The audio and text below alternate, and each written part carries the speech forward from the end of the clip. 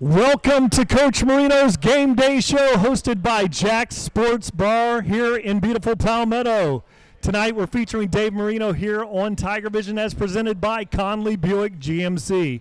I'm Brian Varnador, I'm joined by Ken Burton Jr., Coach Dave Marino. And you know, gentlemen, it's about the time of the year you're kind of getting fed up with the rain, getting excited about some football. Got rained out last week, and today I thought we're going to finally have a break in the rain.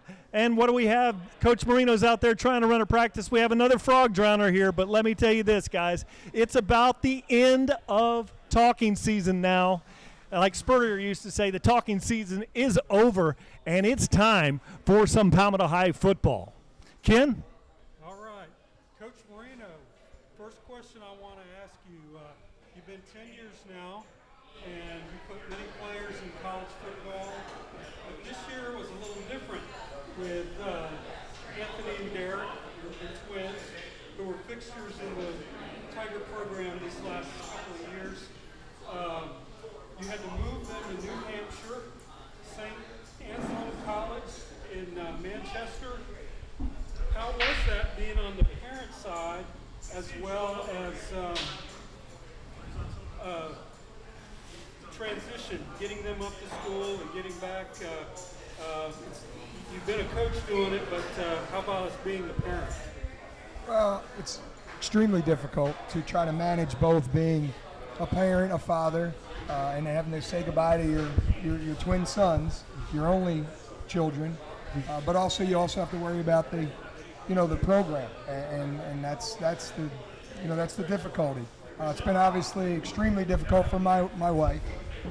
Not only does she have the empty nest syndrome, but we don't have any other children, younger children, so it's been really difficult for her, but she's God bless her, she's been great, she's been strong, because the kids are going through that difficult transition. As many of you know, when kids go away to college, especially football players, they go through the camp blues. When you're on a regimented schedule, such as 7 a.m. to 10 o'clock at night. That's right. That is a very rigorous schedule, and it's not something that you can assimilate in high school. We try with our program, to put a college program in place and keep the kids regimented and structured, but you're only allowed to do so much as opposed to when you take kids to college. And I've gone through it several years now with former players, and it was exciting. It was all the emotions rolled into one, where you're excited for your children. It's something new, but then again at the same time you're a little apprehensive to let them go, and but you hope that you did the right thing by raising them and that they're prepared for it. And I got to give them credit. They've battled through it. They said goodbye to mom, and they're having a great camp so far. And Derek, are they going to use him on the offense or the defense? No, and actually it's been a more difficult transition for Derek. He thought he was going in as a strong safety, but he's actually going in, they have him as a free safety. So that was a little bit difficult for him, that transition. He played a little bit of free safety for us, but again, he was a wide receiver for his first 3 years in the program, and then he made the transition to strong safety and outside linebacker type position for us. So, this is another few steps away from the line of scrimmage, and he's handling it well. He's working through the process, as all kids do. When you go from a senior in high school to where you're a star and you're the big man on campus to go into a freshman program, it's difficult. And all of our guys are going through it this year. Ethan Ingham and a few other of our guys are going through it. And all we can do as coaches is continue to mentor them, encourage them that it will get better once school starts and they get into a more normal routine. They'll make the transition very well. Okay, let's talk a little bit about fall camp. Brian, earlier in his introduction, talked a lot about the rain. How, it's one of those things you can't control. How has it affected fall camp as far as practice? Well, first, in the middle of fall camp, I had to take my sons up to college, and I'm truly blessed to have a strong staff that's been with me for a long time. And so Ty Stolt, our offensive coordinator, Patrick Cucci, who's been with me from day one when we took over the program, and Matt Brazelton have done an outstanding job, along with Steve Cucci and Elijah Freeman, a lot of guys that were with us from the beginning. So they did a great job allowing me to go be with my family and be there as support for my children and my wife. And since we've gotten back, it's been a challenge. And that's what I just told the kids today after practice. Football is the greatest sport for modeling life and what you're going to deal with in life. And we all deal with adversity, and it's part of life. And in football is no better teacher for that. And the weather is just another condition and adversity you have to deal with. I always say that, basketball, if you drop a round ball, it's going to bounce straight back up. A football, oblong shape, it's going to bounce anywhere. You never know where it's going to go, and you got to be able to deal with that. Same thing, a basketball gym is a controlled environment. It's 72 degrees. In football, you're dealing with heat and humidity and rain, and you go out, and then you got to come back in. And so there's several times throughout the season that you're dealing with adversity. There's injuries. It's a collision sport. So our kids have really done a great job of handling the adversities we've been faced with, and we faced them. There's been several days where we're out, then we have to come back in, then we go back out again, and they just continue to work through the process. So I couldn't be more proud of their effort and how they've handled it. Okay. Moving on with the adversity, obviously the Friday night game was canceled. For the kids, it's like, hey, this is celebrate end of fall camp. We get to go under the lights. We get to hit somebody else that doesn't know the play being called on the other side a lot of times. But more importantly, it's a dress rehearsal, and being you and your coaching staff, you're going to get some game film. You're gonna be looking at some positions, maybe who's going to start the opening season. So you didn't have that luxury. So how's that impacting the program, and how are you going to take that into opening game with Pinellas Park this week? Well, again, it's another challenge, and most of Florida had to deal with that challenge. There were some teams that had the opportunity to play last week, but we didn't. Pinellas Park did not as well, so they're dealing with the same challenge, and it's difficult because no matter how many times you go against yourself, you really don't know. You really can't do a true assessment of your players and evaluate their skill sets and their abilities, their strengths, their weaknesses, because, again, you need to go against somebody different. You don't know if your defense is really strong and your offense is weak, or your offense is really strong and your defense is weak, or you're both really strong, and so you get the best of each other every day, and then you go out against a different opponent, and now you have both success on the offensive and the defensive side of the ball. So, no, it's time, and now there is no looking back. They all will be played.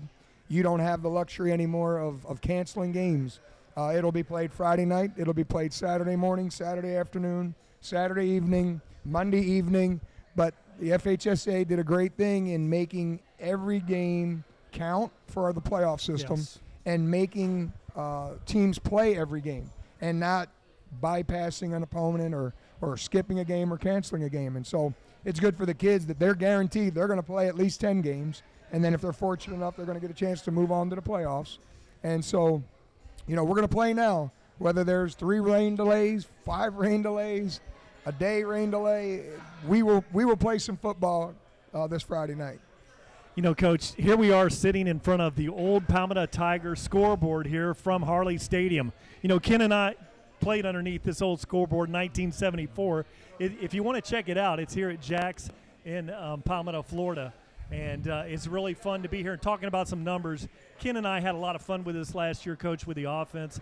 There's really been no change in the coaching staff, so I would assume that the offense will be balanced like it was last year. But last year, going through the statistics, game after game after game, after 11 games going into the Bloomingdale game, I think the rushing was 199.75 yards per game, passing at 198.50. So the disparity there after 11 games was only 12 yards between rushing and passing. Now, this is one of those statistics that I've kept, and scoring 495 points a game. I know Coach speak this year has nothing to do with last year, Coach, but just put on that finance degree hat that I know you have, and talk about I'm going to say that the offense, my prediction is, will not be as balanced as last year.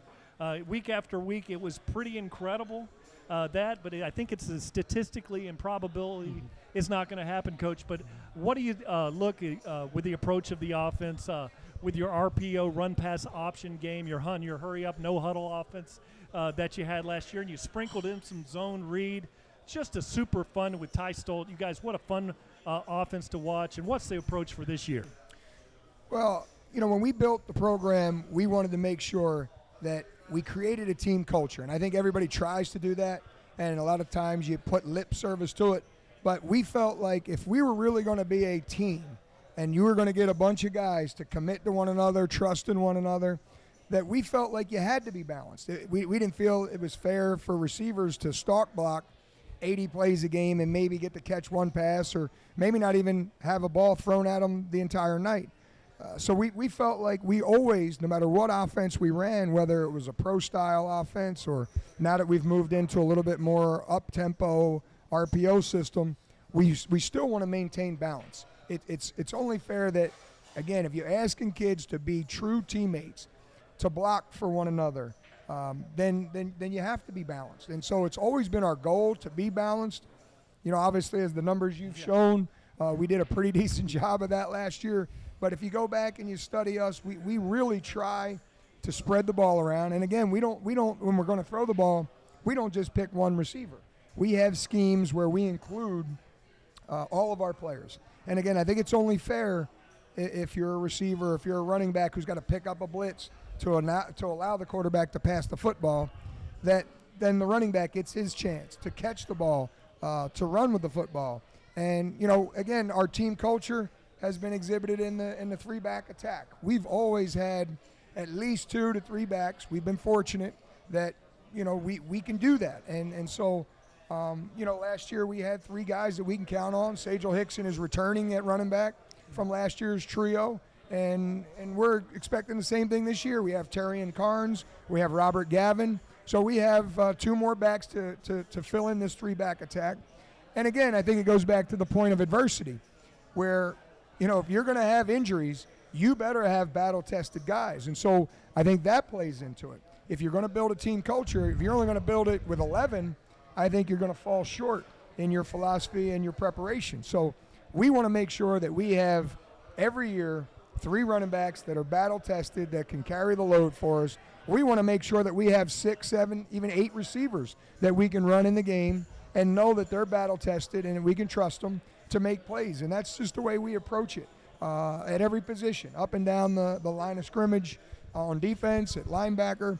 So that's always been our philosophy, to create a true team culture, a group of guys that care about one another, that trust one another, that are committed to one another. And I think if you're going to try to do that, then you have to reinforce your philosophy with action, and that's the result you get. Coach, you were talking about the running backs. Let's move to the wide receivers. Obviously, you're loaded, without a doubt. Kobe Mays, LaJohntay Wester, Bubba Butler are fixtures, household names in the Tiger football program. But senior wide receiver Curtis Thomas had a breakout spring for you. Arguably, as some of y'all even said, maybe your MVP for the spring. How has he progressed through the summer workouts and into fall camp, and what does another weapon like that do for the offense this coming year? Well, first, it's a credit to Curtis and his character and his work ethic, and his brother, Ellison Bradley. They're very close. They work hard. Both of them work very hard. They push one another. And Curtis has made an outstanding turnaround for us. He's progressed throughout last season, as you mentioned, and then all he did was just expound upon that even more with his preparation this summer. He's been relentless. He's been there every day. He's stayed overtime. He's just doing everything he can to be the best he can be. He's getting recognition. He's getting the notoriety now. It's always been Kobe and Bub and LaJohntay, because they started as sophomores, but Curtis has really come on and has solidified himself as a key weapon for us. So we're excited for Curtis. We couldn't be more happy for him. He's a great kid. He had to overcome a lot of adversity in his life, and we're just so proud of him, the way he's handled the adversities in his life. and the production he's putting out for us and his teammates. And again, that's what it's all about. These guys care about one another, and Curtis epitomizes that again, the way he prepares and the way he commits and how hard he works with his teammates. So the receiving core is going to be explosive. As you know, it's a two-way street. You better have a quarterback that can deliver to those athletes. And we're fortunate that we have Xavier Williams with us.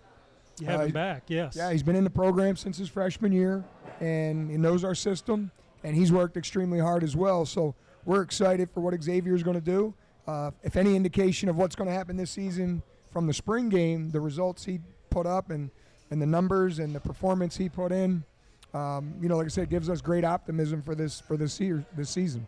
Yes, that was kind of his coming out party. Basically, came out of nowhere.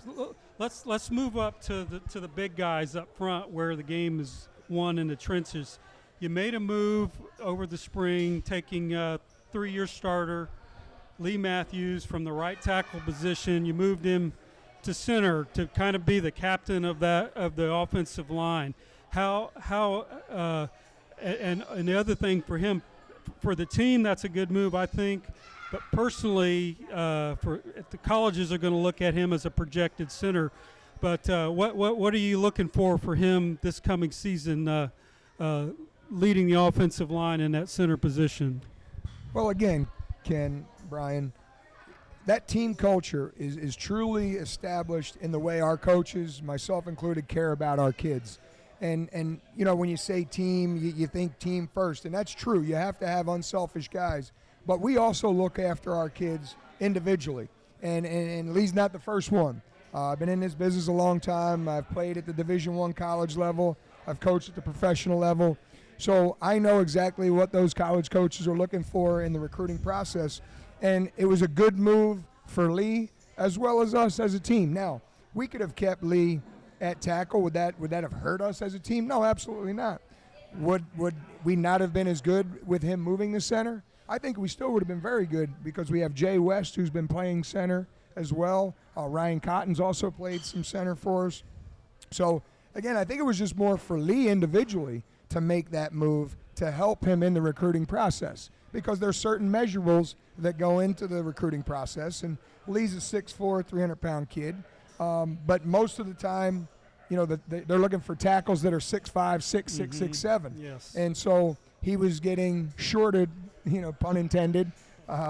So we felt like it would be a good move for him, and it's going to be a better move for us as well, because now he's a very cerebral kid. He was making a lot of the line calls at tackle for us. Now being in the middle, he can communicate to both sides of the line of scrimmage, and so we're excited about that he's going to give us that stability up the middle.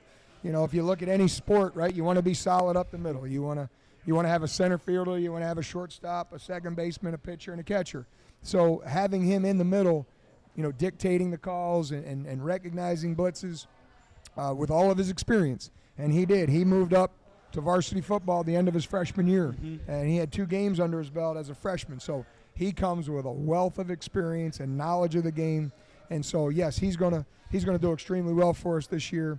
And then we have a bunch of guys up front that are competing. I mentioned Ryan Cotton's a returning starter, but Jay West has also been a starter. He started in a few games last year. He's had an unbelievable spring, summer. From where he's come his freshman year, athletically, physically, the way his strength gains, it's just, again, a credit to his character and his work ethic. And so with those guys, plus we have newcomer Juliana Shatilla, we have Anise John, a couple guys that I've been talking to in the weight room, trying to get them to buy into football, and they're big kids. But a lot of times big kids these days don't always like to play football. It's tough with the video game era to sit in that air-conditioned bedroom and play video games. But these guys have bought in. They're having an outstanding camp. They worked hard this summer. So I think we have some depth. We have some competition, which is great. So we're looking forward to how that continues to play out. We have a newcomer in Kareem Ishmael, who's also coming off a good summer and an off season. So we feel really good about our offensive line and the depth we have and the competition that it's created this fall camp. Okay, let's move to the defensive side of the ball. Back on Suncoast Media Day that was hosted by Tiger Vision, you mentioned defense is pretty solid, got a lot of depth coming back in the linebacker and the safety and corner, but you were looking to fill some holes on the defensive line to line up with Floyd Dozier. How's the progress come there filling those holes? Well, again, if football and baseball or any sport is an indicator of being strong up the middle, we're very fortunate to have defensive tackle right up the middle, Floyd Dozier, and Matty Wyatt returning at linebacker. Yes. And then having the depth we have at safety in Ellison Bradley and Damon Hill. So we feel like we're good up the middle. We have holes to fill as every year. It's high school football. And so we're very excited about Kevion Williams. He'll be one defensive end. Kendall Reynolds, who was a linebacker, his whole career has now since moved to defensive end. So we feel like he's going to provide us with that edge setter capability along with Kevion. And then Floyd up the middle. And then we have newcomer Quentin Zanders. Quentin Zanders is a junior, and he played basketball his freshman and sophomore year along with Anish John. And these are big kids. These kids are both 6'3", 300-pound kids. And so I told them from the beginning, please come out and play football. Of course. Colleges give a lot of scholarship money for football. They give 85 of them at the Division I level. They give 65 of them at the 1AA level.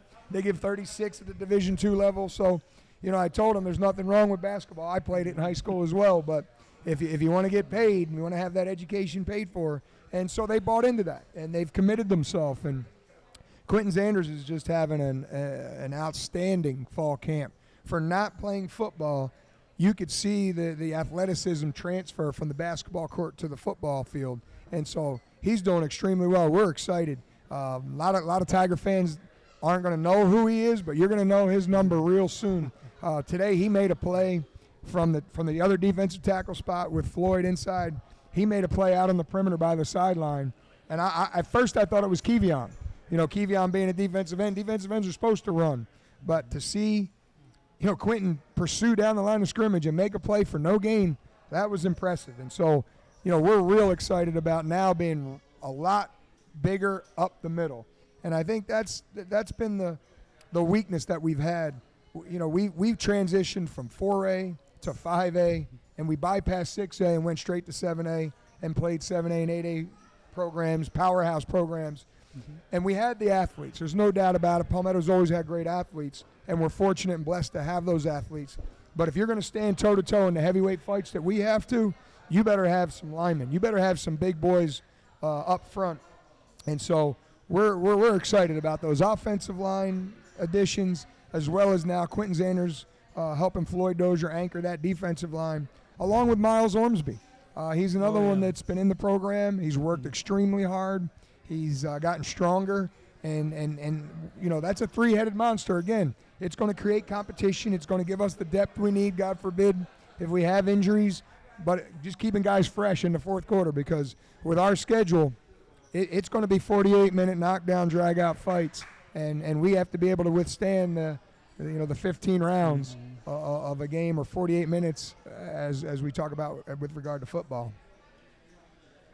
Yeah, colleges, there's never enough defensive linemen, so they're all going to be sitting pretty good with a great season.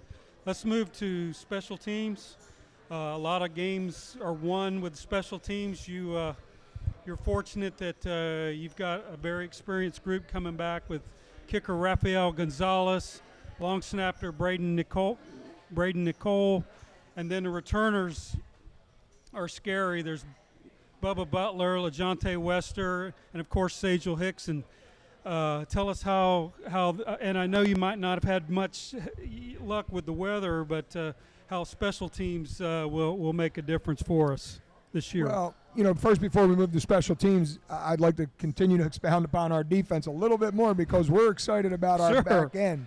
We're very excited about our back end, because those guys have played football since their sophomore year in Damon Hill and Ellison Bradley. Raekwon Crawford started last year as a junior. He had a heck of a season. We have L.J. Hewitt, a young kid that moved from Orlando. He's now living in Palmetto, and he's part of our program. We have Braden Nickel also on the back end. We have Gabe Avendano. So we have a lot of experience on the back end. Tyler Wells has done an outstanding job. He has transformed his body physically. He's like a linebacker, but running like a corner and a safety. So we're looking forward to him just being physical and flying around and making plays as well. So, again, we have a lot of depth in the back end as well as other positions that we mentioned. And these guys are working extremely hard. They're competing. They're fighting because only 4 can go on the field at once, or only 4 D linemen or 4 DBs and only a couple linebackers. So that's what's great. Competition breeds success, and so we're really excited about that. As you mentioned, special teams, we're very fortunate in the experience we have, and we also added a newcomer in Jaxx Hughes. Jaxx moved down from Monticello up in North Florida, Tallahassee area. He's moved down here to Palmetto, and he was a godsend. He is very explosive. He was a punt return, kick return specialist. He also played safety, and he played slot receiver for his high school up there. But he's also very explosive. So we're excited about, obviously, LeJontay and his explosive capability. With I believe he had 5 kick and punt returns for touchdowns last year. And then Dravian Butler had a great return in the spring game. Now Jaxx Hughes is going to add another spark and give us that capability as well in the special teams portion of the game, which is so important. That's why they call it special. And it's something that we practice every day. It's the first thing we practice. It's the last thing we practice. So, we're excited about those key additions. And like I said, Jaxx Cummings, and then obviously having the stability with your returning long snapper and kicker and other return guys in LeJontay and Adravian. Wow, what a deep speaking of special teams last year, what an amazing group out there. And, we've been talking about defensive tackles. Dozier already runs from the interior to, the sidelines, and now there's another one, 300-pounder, that can get over there and make play on the sidelines. And that's tremendous. And as you get into those teams with run-heavy games, that first down is going to be so important. But let's talk about the opponent here for a while. Pinellas Park is going to come in here, and they're going to be so hungry to get a win versus this Palmetto Tigers team. The last 2 years we've knocked them out of the playoffs, and in their backfield they feature FSU commit Lawrence Toafili. Now Toafili gets a lot of well-deserved press, and we'll talk about that. But in their offensive systems, what the Patriots run, it can just be difficult to defend, regardless of the personnel that you plug into the system. When it comes to Pinellas Park, they're very much like Palmetto in that they have the system, they plug them in, and they're ready to go. They start in youth league with the Pinellas Park T-Birds, and by the time they get into high school, it's already a well-oiled machine. Facing an offense like the wing T or a single wing, it's always a test for a defense. You see colleges struggle when they get that Georgia Tech game on a Thursday night. I was in Gainesville to watch Georgia Southern with a kind of a hybrid offense beat the Florida Gators and only throw one pass in a game, and so much preparation needs to be put out there. And you've had a short period of time with a group, and you've had all this rain now, Coach. So how do you prepare for slowing down first this very dynamic offensive scheme that they deploy? Well, again, it's been challenging because that's part of the reason why we scheduled East Bay High School, because East Bay runs a wing T offense. Yes. So we figured it was going to be a great opportunity for us to go against the same or very similar offense 2 weeks in a row. And unfortunately, we didn't get that chance, this past Friday night. So, all you can do is assimilate and practice as best you can. But it is going to be a challenge, and they are very, very explosive. They have many weapons on offense. He's just one of them. And so, we're going to have to be very sound fundamentally, schematically. Our guys are doing a better job. Today was better than yesterday. Yesterday was a little bit better than last week. So we're making strides in our execution on defense as far as where the guys need to fit and where they need to be. So but like I said, it's going to be a challenge. He's not an FSU commit by accident, but our kids have played him the last 2 years, and our defense has rose to the occasion, and they're excited for that challenge and opportunity. It's you can look at it both ways. You could say, well, it's tough.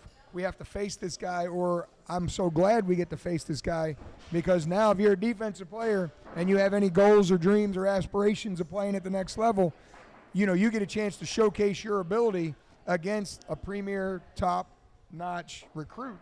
And so you can open up a lot of eyes in the recruiting process if you go out and perform well. And a lot of our guys did that last year. A lot of guys, their stock rose in the recruiting process last year, this 2019 class. Brandon Waiters did an outstanding job making tackles, and Mike Goff did an outstanding job. Damon Hill. So a lot of these guys have gotten their 2020 offers and recognition as a result of going against a top-notch player. And we're fortunate, and that's the way we look at it. We look at it as a blessing that we play such a tough, difficult schedule, because it gives our kids an opportunity every week to showcase their skills and to leave it on the field. A lot of times you get into rankings and stars, and a lot of times people wonder, well, how did that kid get that star, or how did he get that scholarship offer? Well, that a lot of times it's talk, a lot of times it's publicity and promotion. Well, the big eye in the sky don't lie. And so if our kids go out and play well against this week's top players, and next week and the week after that, then it's going to help them in the long run for their goals, for reaching their goals and dreams and aspirations. Talking about Pinellas Park, 18-2 over the last 2 seasons. We faced them in the first round of the Class 7A playoffs, go up to their place and beat them. First year, Anthony's 4-minute drive down to the end. 2 minute. 2-minute drive, and minute 57 to be exact, Ken. And well, we remember that. And then last year, we go in there. They're 10-0, and we almost have a running clock on them. I want to know, who did you contact them, or did they contact? Who scheduled this game? Well, first they were 12-0 because they won their spring game and their fall classic. Yes. Then they rattled off 10 in a row, and throughout that 12-game stretch, they were never down. So they were very confident. They're very talented. And for our kids to go in there and do that 2 years in a row, again, it's just a credit to the character and the heart of our kids and the fight and passion they have and the team that they have, that team culture that they have and that we've established as coaches. So, we're very fortunate to have played them, and we're excited to play them again this year. And that was something I've known Coach Crawford, the head coach, since we coached together in an all-star game. And, he was looking for – he called me trying to play Lakewood Ranch or Southeast, and he said, he wanted to get out of Pinellas County because, he felt like the competition wasn't preparing them for the playoffs and the teams that they were playing. And I said, well, why not play us? And he said, I don't know about you guys, Coach. I said, there's nothing wrong with a loss if you learn from it. That's what builds the character of your kids and your team. When you're in hard-fought battles, and if it doesn't go your way, how you respond to that. And like I said, that's something that we've always done. When we were a 4A school, we still played Riverview and Manatee and Venice, and we played all these 7A, 8A powerhouses. And I told our kids, that's the way you get battle tested. That's the way you get to where you want to be, not shying away from toughness, but embracing toughness, and that's how you get tougher.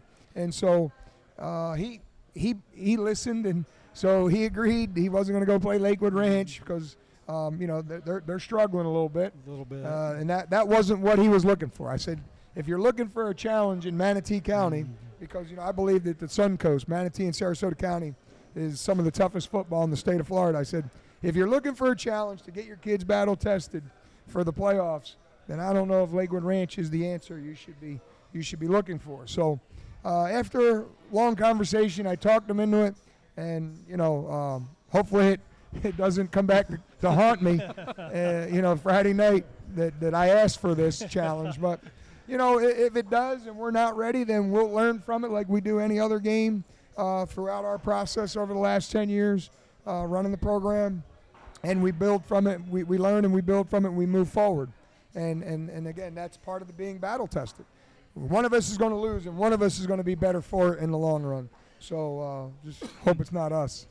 Coach, I wanted to say, first of all, I want to thank you for your dedication to the student athletes there at Palmetto High School. Coaching is so hard with all the activities that go on. One of the things that, I remember back when, Ken was playing years ago, people would be looking at a punt returner and they would see that Ken was a fantastic punter by watching our film.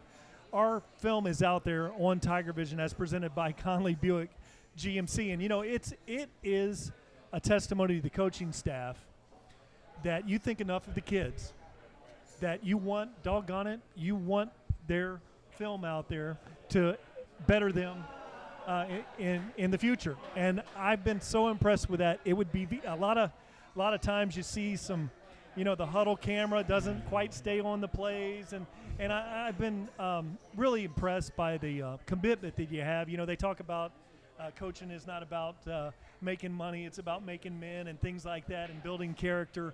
And I've been very impressed with you guys, the staff, and the cohesiveness that you have with the coaching staff. And I just want to take this opportunity to thank you, Coach. I appreciate it because it's getting more and more challenging every year. I've been in this business 30 years, and, if you look back at the statistics, I think 30 years ago, maybe it was 30% of your football team, came from a single-parent home. Now it's probably the other way around. Maybe 30% come from a two-parent home. And I think it's been challenging. And so, and I think also the challenge is, back then the 30% was just happy that you were helping raise their children. Now, it's not that they just want you to help raise their children, but then they want to question you in which the manner you do it. And so, that's difficult to try to manage through that. But again, we're very fortunate with the kids we have and the culture we've built and the unity and love and trust amongst, the men and young men and the coaches that we have. So, we appreciate it. And our thanks is, the players that go on and succeed. Yeah. And when they text us and they call us, about, hey, Coach, I'm playing in college and thank you so much. The regiment and the rigor and the routine you put us through made it a little bit easier. Again, nothing can compare to 7 a.m. to 10 o'clock at night during camp. But, the regiment and the routine, we put them on in the off season as well as during the season. And at least gives them a little bit of a taste. It gives them some preparation for it, as opposed to, if we didn't demand so much of them, of their time and their energy and efforts, and, then it would have been a major shock for a lot of them. And so it's not really a major shock for most of them. And like I said, it helps them. And that's what we get our gratification from. Well, and we appreciate it and all the impact it has here on the community in Palmetto. And, Coach, I'm going to talk about, here's your softball question for you today. There's been some key departures at Pinellas Park. The injury of slot back Derek Bryant. Last year, I was so impressed with Derek Bryant and the things that he did out of the slot back, a smaller player, not as highly recruited as Toafili, but really I thought he did a lot more damage on the Tigers last year. Running back. Yes. Oh, yes. Derek Bryant. Yes. And he's an injured Scat player. back. Very tough. And then their 3-star linebacker, A.J. Mathis, is transferred. And the starting quarterback we saw last year, Brandon Capella, is now transferred, I think, to Largo. We'll see him later. I wanted to throw this out, looking at it from a Tigers perspective, Coach. Last year, the leading tackler from last year, Brandon Waiters, along with the record-setting quarterback, Anthony Marino. You're familiar with that guy. The number one defender with passes broken up, Reese Lyons. The leading rusher in Johnny Jones. And speedback, Corian Brown. They've all departed, along with standouts in the offensive line, such as Ethan Ingram and Luke Gullett. I miss the pancakes those guys used to lay out there for us. Coach, you lose your number 1, number 2, and 3rd leading rushers, your number 1 tackler, your number 1 pass defender, your leading passer, and key offensive lineman. Tell me, how do you overcome all that in one summer? Well, I thought I was going to have a hard time sleeping tonight. Now I know I'm going to have a hard time sleeping tonight. Again, it's our culture, it's our team, it's our program. And, we feel that we have guys that have been working hard, that have been coming up through our program, through the ranks, and they're just going to be able to step in and fill those voids. It's no different than in years past before the Corian Browns and the Johnny Jones and the Anthony Marinos. We have guys that are being developed by our coaches, and we look at this year being no different. We're going to lose, John Bembry, a 2-year starter at defensive tackle. But, again, we feel good about Quentin Zanders. We're excited about what he's doing and how hard he's working. We're going to lose, a defensive end and an outside linebacker and Reese Lyons, no doubt about it. But we like Kevion Williams. We feel like, we're going to be okay. These guys have worked hard. They've been a part of the program. They've made the commitment. They've learned from those guys. They've been mentored by our coaches and by their older players and teammates. And so we feel like we're going to be okay. At every position, I could go up and down the line. Yeah, Ethan was no doubt a nasty, road grading, aggressive kid.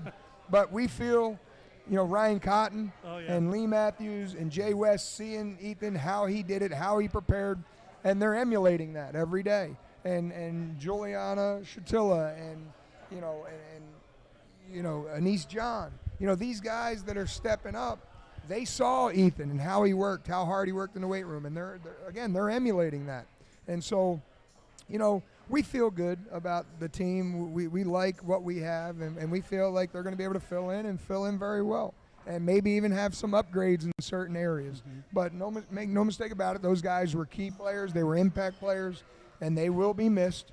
But this is the new Tiger era, and it's time for these guys to go out and make their mark and make their names for themselves.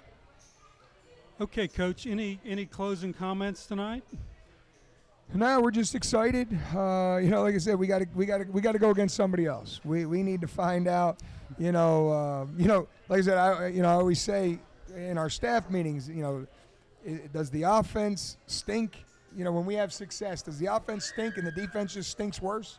Are we bad and they're worse? Or so you really don't know until you go against another opponent. You really can't gauge your football team, and that's why the NFL has 4 preseason games. We get to have the opportunity of 1 in the spring and 1 in the fall, and unfortunately we missed out on that one last Friday night, but we're very excited about this team and the opportunity we have, and most important, we're proud to represent Palmetto. Palmetto is a great community. The fact that Jaxx Sportsbar has opened up their doors to us this evening and do what they do. They provided a team dinner last Thursday. Every Thursday night they're going to provide a team dinner. So again, this is what epitomizes the greatness of Palmetto is the community support and involvement, and we just want to go out and make Palmetto proud. And I think we've done it every year, but it's time to bring a championship home, and our kids know that, and our coaches know that's the goal, and it's the goal every year. But we want to do that, and we want to bring it home for Palmetto, the true city of champions. And that's what we're looking forward to. We just want to get this thing going and see and learn along the way, and hopefully we can deliver success to Palmetto this year and hopefully maybe deliver a championship. Thank you very much, Coach Marino. Ken Burton, we'll see you Friday night in the press box. And I want to thank you all for watching the Coaches Show here at Jaxx Sports. And special thanks to Coach Dave Marino and Tiger Vision as presented by Conley Buick GMC. We hope to see you all at the season opener versus Pinellas Park Patriots this Friday night, August 23rd at Harley Stadium in Palmetto. Remember, when it comes to Palmetto, it's all about one team, one town. Go Tigers.